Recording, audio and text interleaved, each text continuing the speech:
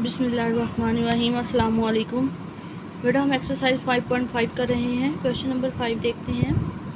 If L is equal to X such that X belongs to natural number and X less than and equal 5।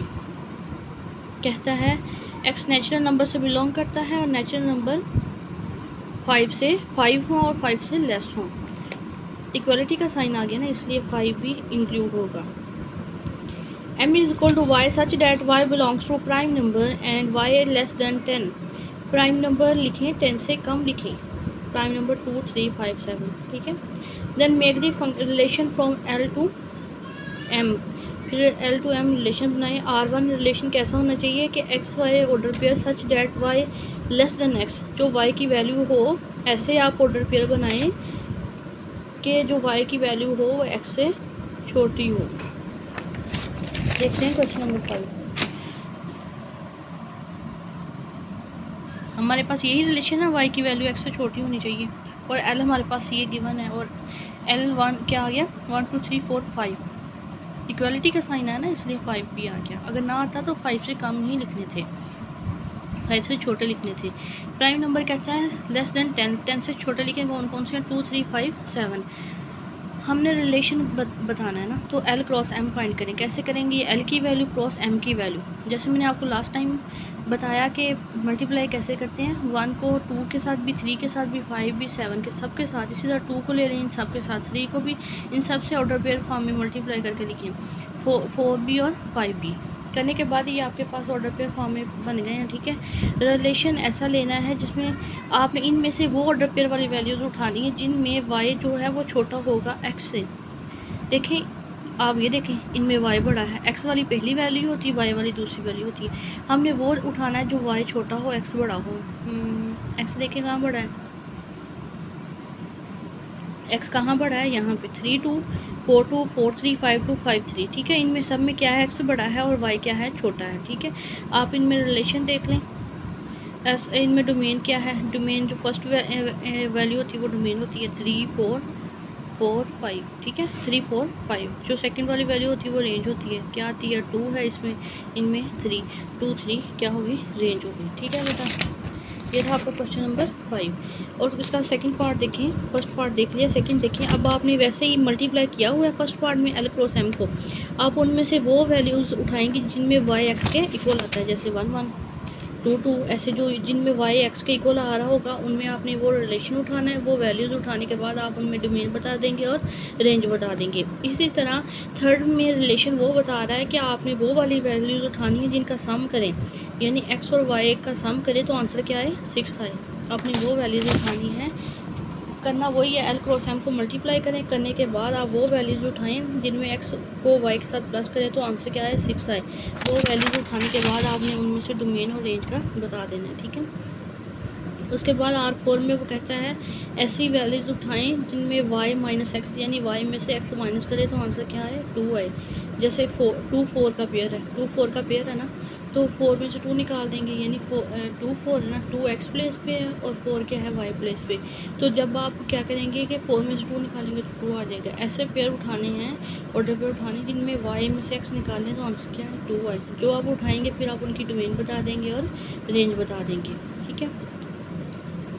Question number 6 की तरफ जाने से पहले मैं आपको कंसेप्ट देती हूँ। फंक्शन क्या है, मैपिंग क्या है, रिलेशन क्या है, इनटू फंक्शन क्या है, ऑन टू फंक्शन क्या है, वन वन फंक्शन क्या है, बाइजेक्टिव क्या है, इंजेक्टिव क्या है, सब्जेक्टिव क्या है, ठीक है बेटा।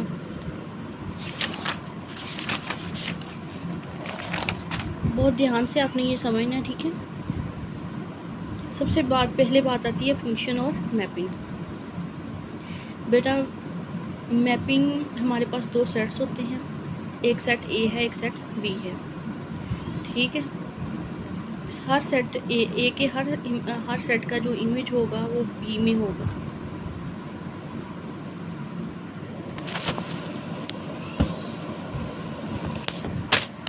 Like this. ये हमारे पास सेट ए है, ये हमारे पास सेट बी है। इसके हर सेट का इमेज 1 का सी के साथ है, 3 का ए के साथ और 7 का बी के साथ। अगर 5 का भी होता तो इधर कोई मतलब मिला देते हैं, ठीक है। जैसे 5 का सी के साथ मिला देते हैं, जब ऐसे हर सेट ए का हर इमेज जो है, हर एक एलिमेंट का जो इमेज है वो बी में हो, ठीक है, तो वो क्या होता है, मैपिंग। वो क्या है, मैपिंग। अब देखें कि इसमें एक ऐसा एलिमेंट है जिसकी मैपिंग नहीं हो रही, तो ये जब हर एलिमेंट, जब सेट ए के हर एलिमेंट का इमेज बी में हो, ठीक है, और बी के हर एलिमेंट का इमेज प्री इमेज, जब आप बी की बात करेंगे, बी के हर एलिमेंट का प्री इमेज यानी सेट ए में हो, तो वो होता है फंक्शन। वो क्या होता है, फंक्शन। अब ये क्या है, यहाँ पे 5 का नहीं है इमेज, तो ये क्या है, मैपिंग। यानी कोई ऐसा एलिमेंट रह जाए जिसका नहीं इमेज बन रहा, तो वो क्या होता है, मैपिंग। अगर हर एलिमेंट का इमेज बन जाए और सेट ए के हर एलिमेंट का इमेज सेट बी में हो, और सेट बी के सेट ए के हर एलिमेंट का इमेज जो है वो सेट बी में हो, तो वो क्या है, फंक्शन। उम्मीद है आपको फंक्शन और मैपिंग में फ़र्क पता चल जाएगा। एक बार फिर देख लें, फंक्शन वो है कि सेट ए के हर एलिमेंट का इमेज सेट बी में हो, ठीक है, और मैपिंग क्या है कि ऐसा भी हो सकता है कोई एलिमेंट ना बनाए इमेज, तो वो क्या है, मैपिंग। उसके बाद बात आ जाती है डोमेन की, कोडोमेन की और रेंज ऑफ फंक्शन की। डोमेन वो है कि आप जैसे अभी आपने सेट ए देखा, कोई हमारे पास फंक्शन है, आप फंक्शन ले लें f(x) = 2x, फंक्शन ले लें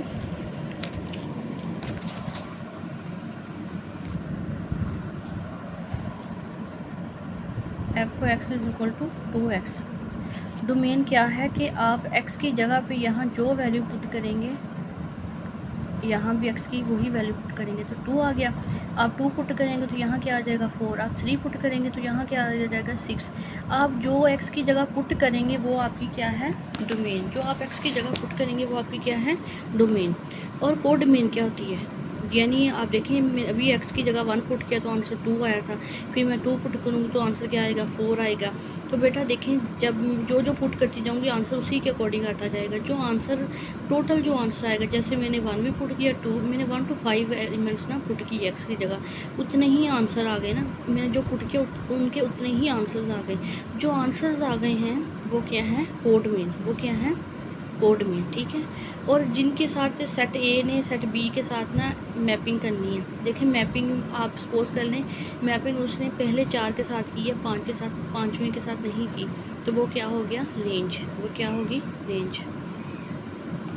अब देखिए कि ये हमारे पास, ये देखिए सेट ए के एलिमेंट्स है, ये सेट बी के एलिमेंट्स हैं, तो ये सारे यूज़ हुए हैं, सबके साथ मैपिंग हो रही है, तो ये हमारे पास क्या है, रेंज। क्या है, रेंज।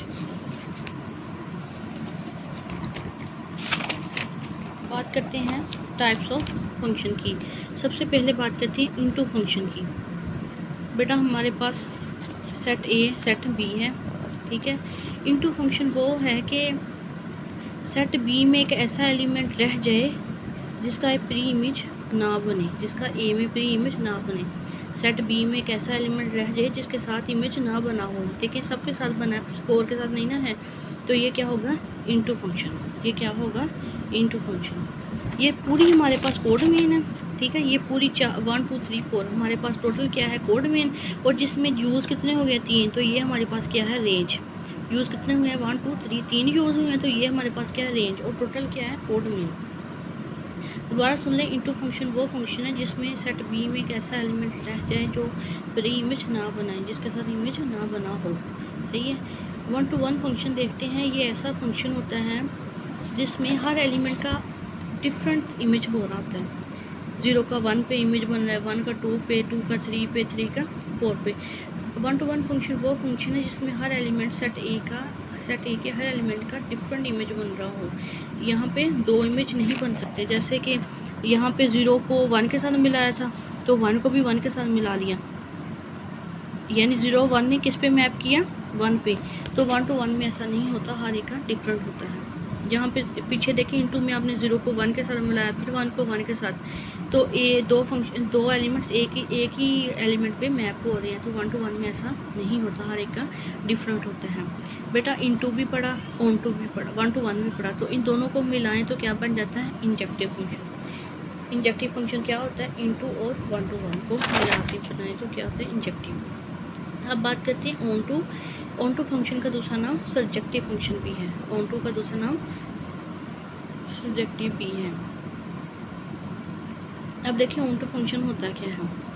ऑन टू देखिए इनटू जो होता है ना वो ऑन टू का उल्ट होता है। इनटू मैंने आपको भी बताया, इनटू जो होता है वो ऑन टू का उल्ट होता है। इनटू में सेट बी में एक ऐसा एलिमेंट बच जाता है जिसका इमेज नहीं बनता, लेकिन ऑन टू में कोई ऐसा एलिमेंट नहीं बचता, सारे यूज़ हो जाते हैं, सारे क्या हो जाते हैं, यूज़ हो जाते हैं। ये आपका क्या है, ऑन टू फंक्शन। उसका दूसरा नाम क्या है, सर्जेक्टिव फंक्शन। ठीक है बेटा।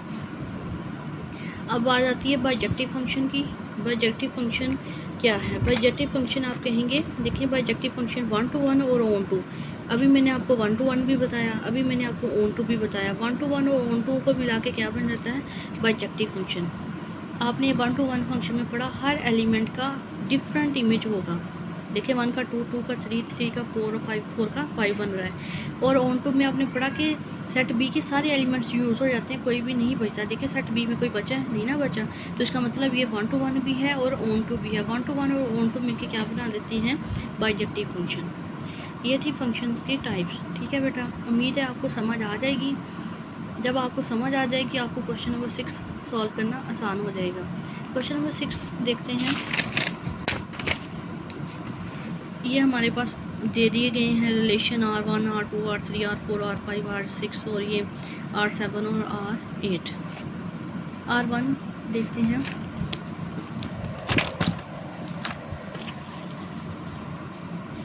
हमारे पास R1 ये दे दिया गया है। डोमेन क्या होती है, फर्स्ट एलिमेंट लिख लें 1 2 3 4 और रेंज भी लिख लें 1 2 3 4।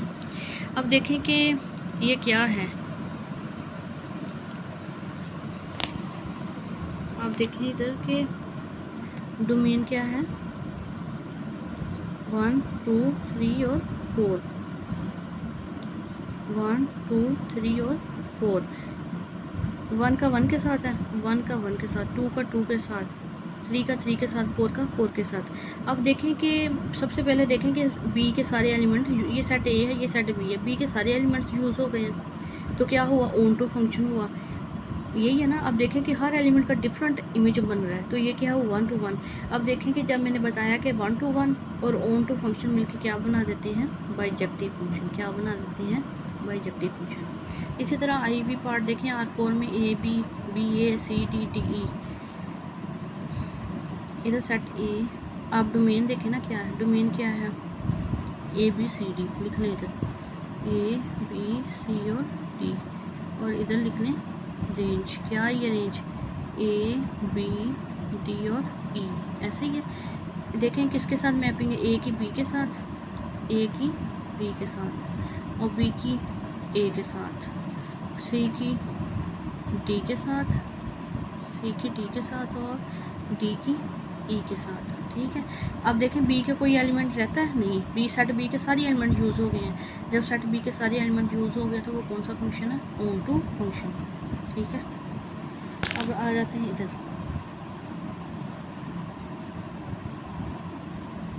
ये क्या है,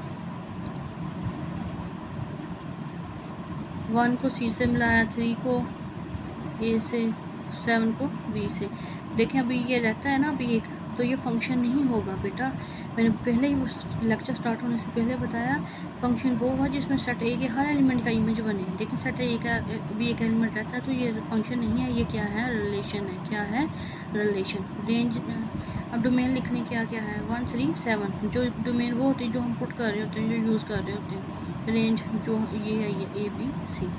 ठीक है बेटा, ये थी हमारी एक्सरसाइज 5.5 का। आपने क्वेश्चन नंबर 5 और 6 करना, साथ में रिव्यू एक्सरसाइज करनी है। ठीक है। और आपने अपने माइंड में ये सारे फंक्शन की डेफिनेशन, ठीक है, फंक्शन की डेफिनेशन, मैपिंग की, रिलेशन की, और आपने जो जितनी टाइप्स में बताई हैं, आपने ये सारी बातें माइंड में रखनी है। आपको ये भूलनी नहीं चाहिए। ठीक है बेटा, आपको ये याद होंगी तो आपसे क्वेश्चन सॉल्व होंगे, और ये बातें नेक्स्ट भी आपके लिए काम आएंगे। ठीक है, उम्मीद है आपको समझ आ जाएगी इंशाल्लाह। थैंक यू, अल्लाह हाफिज़।